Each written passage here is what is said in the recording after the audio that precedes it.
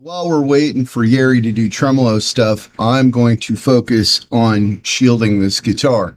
With shielding, I like to go a little bit overboard because it's the only thing I'm not crazy about with the gift of alternating current from our good Serbian buddy, Nikola Tesla.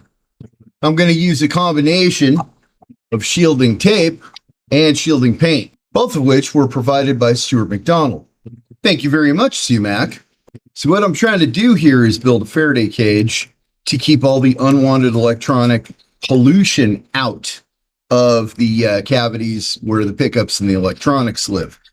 Now, shielding tape is much easier, much easier, except if you're trying to get down a little hole for wires. Now, is it that big of a deal that everything is connected and the continuity is good? Not necessarily, but I'm Mr. Overkill guy. So what I do after I've got this stirred up all nice and good is take one of these pipe cleaners, dip it in, and then what I'll do is I'll just run it in and out of the hole where we're gonna run our wires. The pickup wire is shielded, so this is very overkill.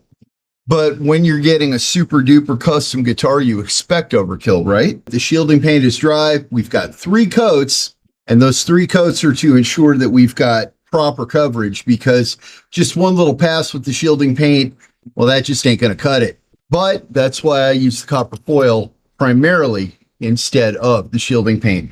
However, what we want to do is make sure that we have continuity from this side to this side.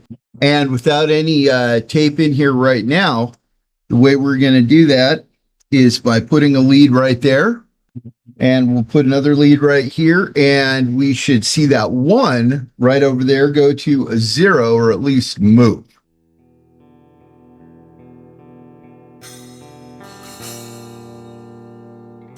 That's pretty good for shielding paint. You know what? We have continuity. I don't care if it's perfect or not. I got another trick I'm going to show you.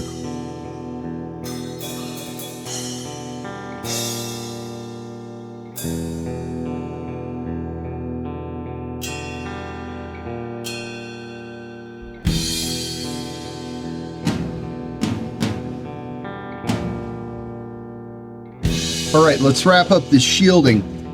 What you guys have seen me do is first do the paint inside here, and then I ran a little strip of the copper foil tape.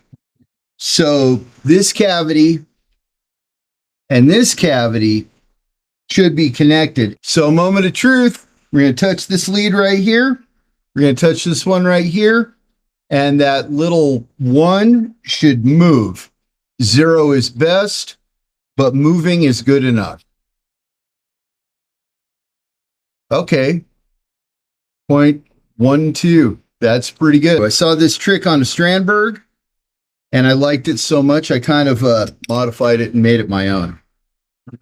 What I'm going to do is put down a little copper foil tape right there, then strip the wire. And in this case, I kind of want that wire to splay out just a little. Okay.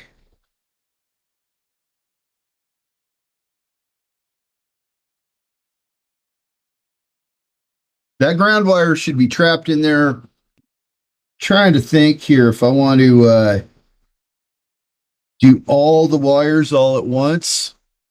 You know what? We'll do that. We'll wait to put all the ground wires into this one, and then we'll solder it down. I think what I'm going to do first is have the wire go to the jack. And we are very fortunate because Stuart McDonald hooked us up with pure tone jacks for all these guys.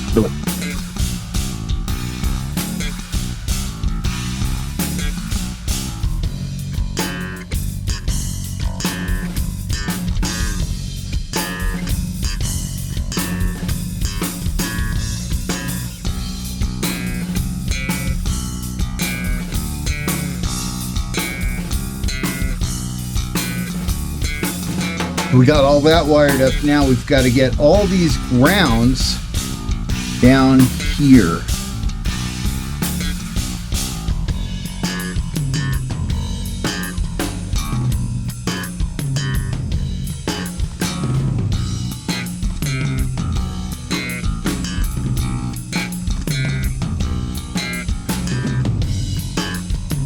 All right, now we got the hot and the ground out here. We've got our pure tone jack.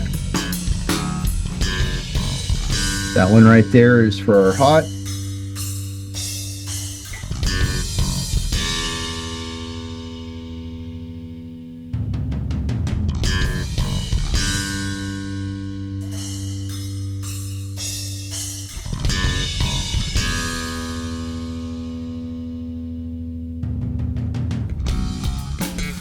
Really, really simple. I mean, that's just about the simplest wiring I think I've ever done in my life.